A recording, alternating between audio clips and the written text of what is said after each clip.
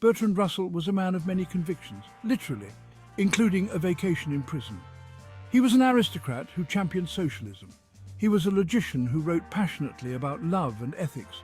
He was a mathematician who became a leading public intellectual, engaging in debates about war, nuclear weapons and social justice. His life was a testament to the power of ideas and the courage it takes to challenge the status quo. Born May 18, 1872 into a privileged British family, Russell could have easily lived a life of ease and conformity. Instead, he chose a path of intellectual exploration and outspoken advocacy. He made groundbreaking contributions to mathematics and philosophy, earning him a Nobel Prize in Literature in 1950. His work on logic and the foundations of mathematics remains influential to this day. But Russell was more than just a scholar. He was a public intellectual who used his platform to speak out against injustice and promote peace. He was an ardent pacifist, opposing both world wars. He campaigned against nuclear weapons and was a vocal critic of the Vietnam War. His activism often landed him in trouble, leading to imprisonment and public censure. Despite the controversies, Russell never wavered in his commitment to reason, justice and human progress. He believed in the power of education and critical thinking to create a better world. His life and work remain a source of inspiration for those who seek to challenge dogma, question authority, and fight for a more just and peaceful future. In 1940, a storm erupted around Bertrand Russell's appointment as a professor at the City College of New York. What should have been a celebrated moment for the institution turned into a public spectacle, fueled by a potent mix of religious conservatism and Cold War anxieties. Russell's personal life, philosophical views and outspoken activism converged to make him a target of moral outrage and political suspicion. The appointment was met with immediate backlash from religious groups, particularly those representing conservative Christian viewpoints. Russell's writings on marriage, sexuality and religion were deemed offensive and immoral by these groups, who saw his presence at a public institution as a threat to traditional values and the moral fabric of society. They launched a campaign to have his appointment revoked, using inflammatory rhetoric and leveraging their political influence. The controversy quickly escalated into a legal battle. A lawsuit was filed against the Board of Higher Education of the City of New York, arguing that Russell's appointment was a violation of public decency and a danger to the youth. The court ultimately sided with the plaintiffs, revoking Russell's appointment and delivering a blow to academic freedom. The City College affair was a stark reminder of the power of social and political forces to silence dissenting voices. It revealed the fragility of academic freedom in the face of moral panics and ideological crusades. For Russell, it was a bitter experience, highlighting the limits of tolerance and the price one pays for challenging conventional wisdom. To understand the intensity of the backlash against Russell, it's crucial to consider the social and political climate of the mid-20th century.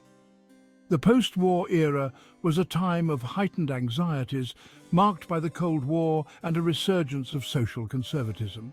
The fear of communism and the perceived threat of moral decay created a fertile ground for suspicion and censorship.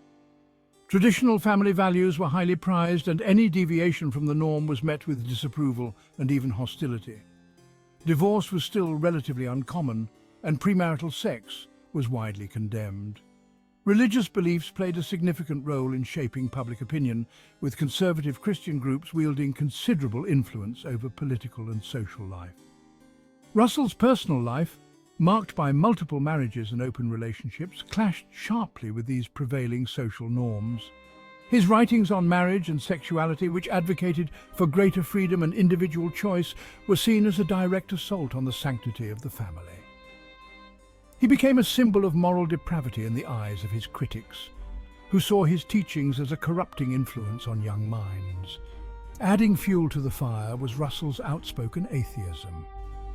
In a society where religious belief was deeply ingrained, his rejection of God was seen as a sign of moral bankruptcy. His writings on religion, which challenged traditional doctrines and questioned the existence of God, were deemed blasphemous and dangerous. He was portrayed as a threat to the spiritual well-being of the nation, a subversive figure who undermined faith and morality.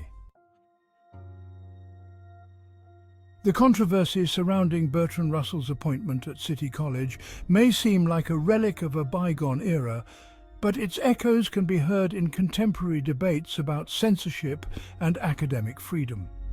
While the specific targets and justifications may have shifted, the underlying impulse to silence dissenting voices remains a potent force in our society. The rise of social media and the polarization of public discourse have created new avenues for censorship and the silencing of unpopular views. Cancel culture, with its swift judgments and calls for boycotts, often operates on the same logic of moral outrage and social pressure that fueled the campaign against Russell. The pressure to conform to prevailing ideologies, whether on the left or the right, can be stifling, discouraging open dialogue and critical thinking.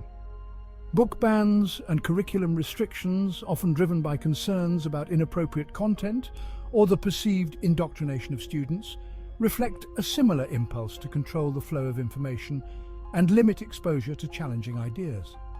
The desire to shield children from certain topics, however well-intentioned, can sometimes morph into a form of censorship that limits intellectual exploration and critical engagement with the world.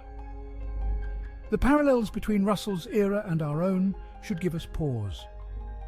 The impulse to silence those who challenge our beliefs, however deeply held, can have a chilling effect on intellectual freedom and the pursuit of truth.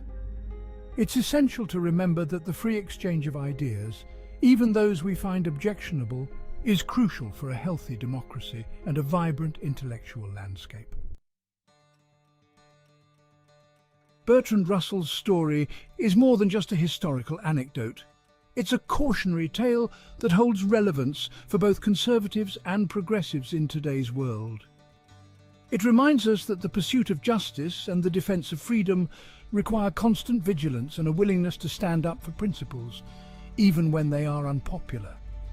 For conservatives, Russell's experience serves as a reminder that the defense of traditional values should not come at the expense of intellectual freedom and the right to dissent. The impulse to censor or silence those who challenge our beliefs can ultimately undermine the very principles we seek to uphold. A society that stifles dissent becomes intellectually stagnant and morally brittle. For progressives, Russell's story highlights the importance of defending free speech, even when it's used to express views we find abhorrent. The temptation to silence those who hold offensive or harmful views can be strong, but it's crucial to remember that censorship can be a double-edged sword.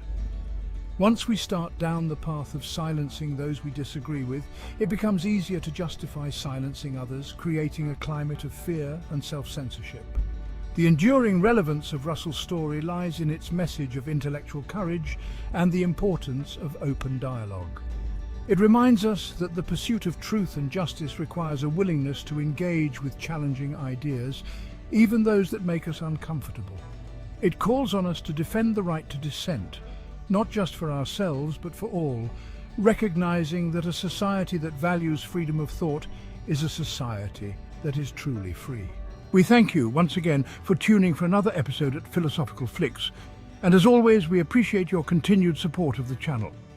If you have not done so, please consider subscribing to the channel and joining the philosophical community here at the channel.